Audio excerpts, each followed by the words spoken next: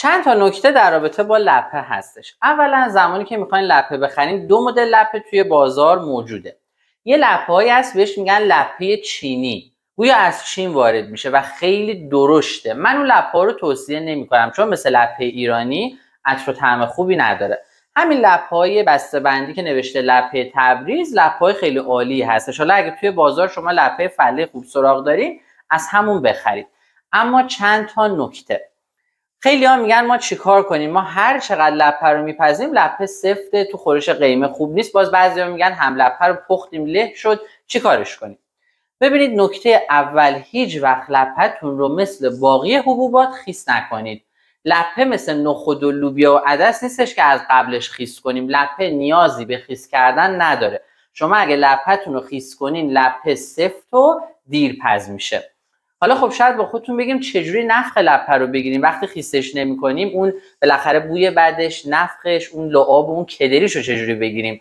راهکارش چیه؟ ما بعد اینکه لپه‌مون رو کامل پاک کردیم و مطمئن شدیم که هیچ ریگی، سنگی، چیزی داخلش نداره، چون لپه معمولا توش اینا رو داره، حتما خوب بگردینش. لپه رو میریزم داخل قابلمه، 1 لیتر آب سرد داخلش میریزم به همراه یک کوچولو زردچوبه، در حد سر قاشق زردچوبه. حالا میذارم اینو روی حرارت، میخوام که مدت 5 دقیقه بجوشه، بعد آبشو بریزم دور. و نکته مهم اینه که از زمان جوشیدن 5 دقیقه محاسبه کنید، حتی 3-4 دقیقه هم براش کافیه. یه جوشی بخوره با زردچوبه، اون بوی بدش بره، رنگش هم یکم خوشگل میشه، یه کوچولو هم لپه‌تون باد میکنه، اون آبشو میریزین دور. حالا دیگه لپه آماده است که بره توی خورش. نفخش هم شما به این طریق گرفتین، اینجوری دیگه لپه‌تون سفت و دیرپس هم نمیشه. شعله رو اول زیاد میکنم به جوش بیاد، بعد با شعله متوسط 3-4 دقیقه تا 5 دقیقه بجوشه و آب کشش میکنیم. ببینید دوستان، من لپه ها رو تقریبا مدت 5 دقیقه است توی آب جوشوندم و بعدش هم آب کش کردم، روش هم یه آب گرفتم.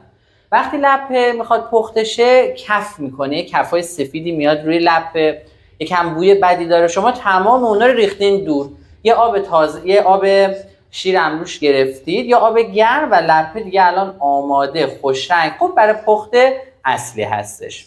حالا پختش رو به چه شکل انجام میدیم؟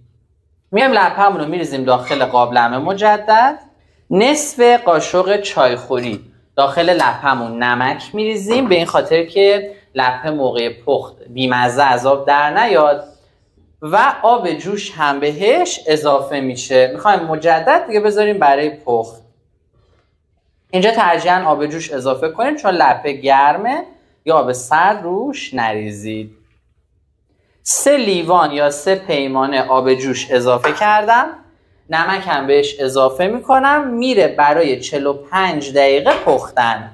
یه نکته طلایی همینجا بگم برای اینکه جلوگیری بشه از له شدن نمک، جلوگیری بشه از له شدن لپه و لپه‌تون خوش عطر و خوشمزه بپزه، میایم چیکار میکنیم؟ لیمو عمانی هایی که 1 ساعت خیس بوده توی آب جوش رو هم بهش اضافه میکنیم. نگران نباشین، اصلا این لپه رو سفت نمیکنه، بلکه باعث پخت بهتر لپه‌تون میشه و باعث میشه لپه له نشه، لعاب اضافه پس نده، در عین اینکه خوب میپزه اون ظاهر خودش هم حفظ کنه. دیدین بعضیا خورش قیمه میکشن توی ظرف، خورش اون لپه ها وارفته است، خورش پرلعابه، این اصلا خوب نیست. لپه خورش قیمه در عین اینکه باید نرم باشه، اون ظاهر خودش هم بایستی حفظ کنه. خب نمکش هم الان اضافه میکنم، دربش هم میذاریم دیگه. 45 دقیقه تا 1 ساعت از زمانی که جوش میاد پخته بشه.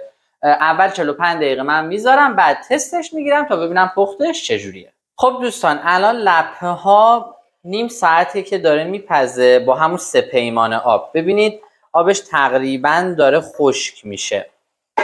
یه نصف لیوان دیگه هم داخلش آب جوش اضافه کنید، مبادا آب سرد بریزینا که لپه سفت و دیرپز میشه. یک کمه دیگه آب جوش اضافه میکنیم که همون 45 دقیقهش رو قشنگ لپه با لیمو عمانی بجوشه.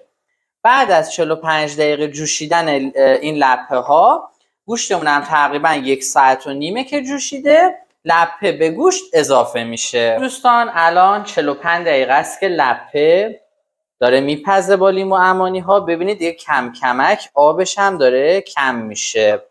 میزان پختش هم تقریبا خوبه. لپه به 80% پخت خودش رسیده. وقتی که زیر دست فشار میدم قشنگ لپم نرم شده و دیگه الان عالیه که به گوشتا اضافه بشه. ببینید تازه با گوشت هم پخته میشه و دیگه اندازه و عالی میشه. با کمک لیمو عمانی لپم هیچ لعاب اضافه ای هم نداده و له نشده. قشنگ هم لپه ها بات کرده.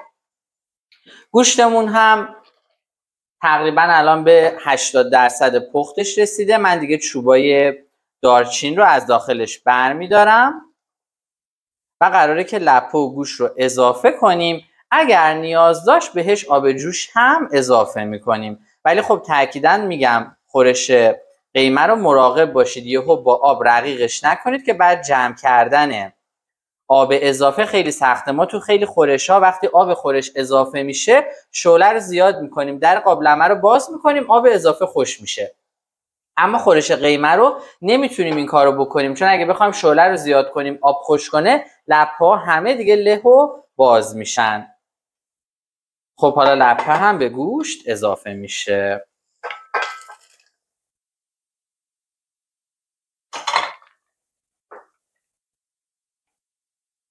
ببینید الان لپه به گوشت اضافه شد. فعلا آب نمیریزم، بذارین 2 تا جوش با هم بزنن.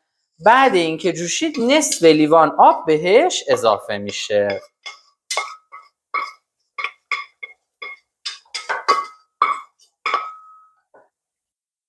ببینید به این صورت فعلا آب نریزیم. یکم 10 دقیقه که جوشید نصف لیوان آب بهش اضافه میکنیم و ربش هم همون موقع اضافه میکنیم تا خورش جا بیفته.